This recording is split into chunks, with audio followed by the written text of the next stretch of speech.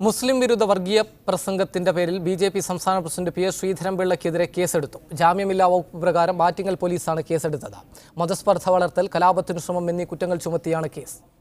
ശ്യാമാർ ബാബു ഉണ്ട് വിശദാംശങ്ങളുമായി. ശ്യാം, കൂടുതൽ വിവരങ്ങൾ. അഷ്റഫ്, പി.എസ്. ശ്രീധരൻപിള്ളയ്ക്കെതിരെ ജാമ്യമില്ലാ വകുപ്പ് പ്രകാരം കേസെടുത്തിരിക്കുന്നു. മതസ്പർദ്ധ വളർത്തൽ, കലാപത്തിനുള്ള ആഹ്വാനം, ഇത്തരത്തിലുള്ള വകുപ്പുകൾ ചുമത്തിക്കൊണ്ട് 153, 153A തുടങ്ങിയുള്ള വകുപ്പുകൾ ചുമത്തിക്കൊണ്ടാണ് പി.എസ്. ശ്രീധരൻപിള്ളയ്ക്കെതിരെ കേസെടുത്തിരിക്കുന്നത്. ആറ്റിങ്ങൽ പോലീസാണ് ഇത് സംബന്ധിച്ച കേസെടുത്തിരിക്കുന്നത്. വി. ശിവൻകുട്ടി, മുൻ എം.എൽ.എ, അദ്ദേഹം ഇത് സംബന്ധിച്ചൊരു പരാതി നൽകിയിരുന്നു. നേരത്തെ ബാലക്കോട്ടുമായി ബന്ധപ്പെട്ടുള്ള അത്തരത്തിലുള്ളൊരു പ്രസംഗത്തിന്റെ ഇടെയാണ് മുസ്ലിം വിരുദ്ധ പരാമർശം ശ്രീധരൻപിള്ള നടത്തിയത്. അന്ന് തന്നെ ലീഗ് അടക്കമുള്ളവർ ഇതിനെതിരെ ശക്തമായി രംഗത്തെത്തുകയും ചെയ്തിരുന്നു.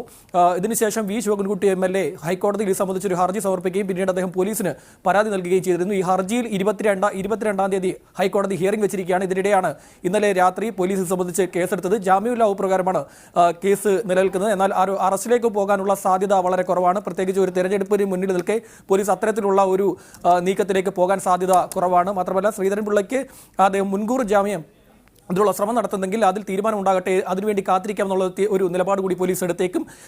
അറസ്റ്റിലേക്ക് പോവുകയാണെങ്കിൽ അത് ഒരു പക്ഷേ ഈ തെരഞ്ഞെടുപ്പിന് മുന്നോടിയായി ഒരു സംഘർഷത്തിനുള്ള സാധ്യത ഉണ്ടാക്കിയെടുക്കും. അതുകൊണ്ട് തന്നെ ഇക്കാര്യത്തിൽ അറസ്റ്റ് വേണ്ട, മറിച്ച് മുൻകൂർ ജാമ്യത്തിൽ തീരുമാനമെടുത്ത ശേഷം നിലപാട് വ്യക്തമാക്കാം. അത്തരത്തിലൊരു നിലപാടാണ് ഇപ്പോൾ പോലീസ് സ്വീകരിച്ചിരിക്കുന്നത്.